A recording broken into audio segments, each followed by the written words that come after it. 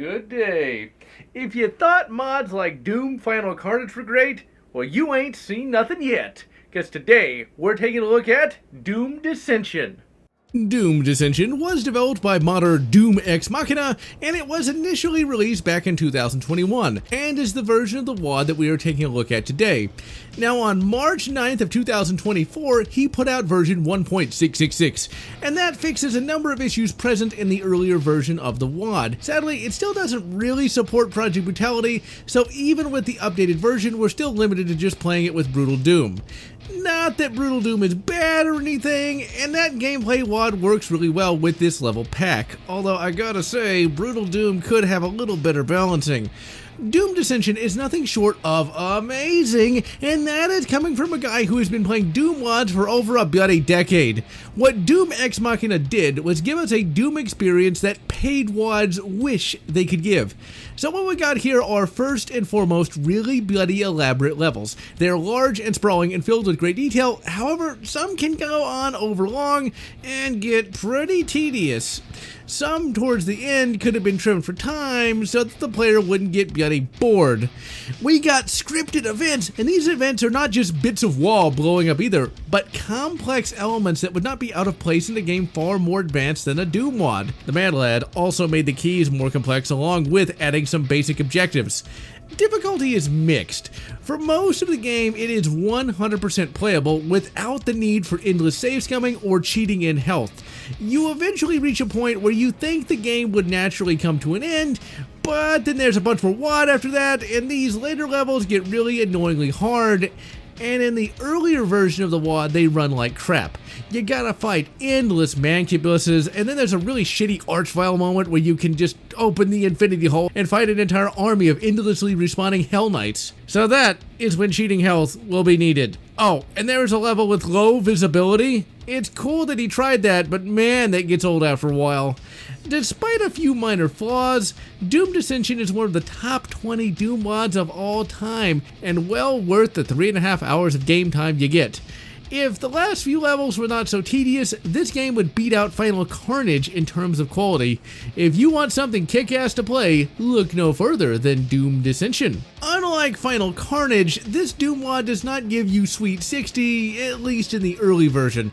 I played a bit of the new release, and it runs a bit better, but in this early version, we're looking at maybe 40-50 FPS, and in late game we're doing good to get 20. Still playable, but not great. The new graphics for the game are excellent and really pop. I was most impressed by the cutscene animations. That bloody shuttle taking off is nothing short of awesome. The WAD features its own OST, and it's rockin', and some of the best music I've yet heard in a Doom WAD, on par with Final Carnage itself. There's a little bit of VA work, courtesy of an AI voice generator, and it's a great use of generative AI, and it's an example of how AI should be another tool in the box for an indie creator. This Doom WAD has a story, a damn good one. Doom WADs and story have had a very tentative relationship. Some would say that Doom needs no story, but a good story can take a game and make it god tier, and that's what Doom Dissension story does.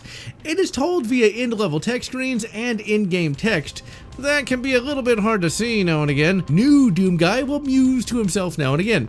So the story is this: the UAC is up to its old tricks, and one day while taking a leak after a all-night gaming binge, new Doom guy has to get back into the action. The game starts up appropriately enough on the Martian moon of Phobos. Your first objective is to get your ass to Mars to figure out what the hell is going on. When you look out the window, you see Mars Shuttle 1993 take off filled with demons. The WAD is filled with Easter eggs and in-jokes and references to LEGO Star Wars. No joke, you will randomly find 4-stud rectangle blocks now and again. You get your ass to Mars on the best shuttle in the galaxy, UAC Shuttle 2004. On Mars, you fight through the UAC offices and learn that a Project Dissension got shut down, something about a Hellgate, and someone named Doom. You sabotage the Mars drill and head deeper into the UAC facilities.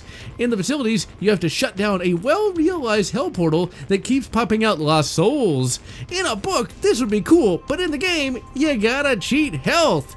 It's in this level that a mysterious voice begins talking to you, and you hear it again when you fight through cyberdemonics and kill the foul cyberdemon. And this is really where the game should end, as the following levels are really bloody annoyingly difficult, but the payoff Oh, ladies and gentlemen, it is so worth it, because you find out that the mysterious voice was none other than the mighty Doomslayer. You find the cursed sarcophagus, and the spirit of the Doomslayer says that you must merge with him to defeat the forces of hell. This is the coolest plot twist ever. I like to think that Dissention here is a distant sequel to Doom Eternal Tag 2. Spoilers, but at the end of that DLC, Doom Guy is put back into the cursed sarcophagus after defeating a lame-ass Satan.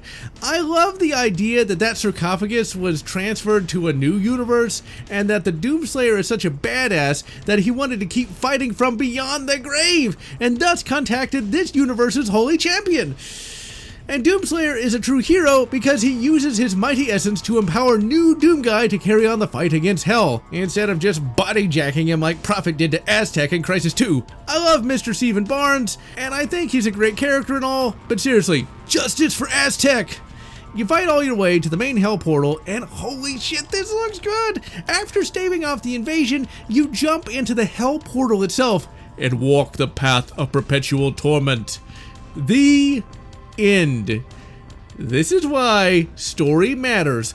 The levels in the WAD are some of the best I've ever bloody well played, and believe me, I played me some good ones in my day, but by giving the player a narrative, you can become invested in what you are doing instead of just blasting, and by having you, the player, merge with the Doomslayer, that makes this mod go from simply a competently made Doom experience to a God tier 1. If you found yourself noping out, I highly recommend downloading the updated version so you can experience this mod in all its glory. And so, I am General Lotz, wishing you good Celico, and good Ashes 2066, or whatever makes you happy. If you enjoyed this video, please consider subscribing, and please consider leaving a like or a comment, as the algorithm desires your soul. And I want to thank all those fans who have supported this channel, both past and present.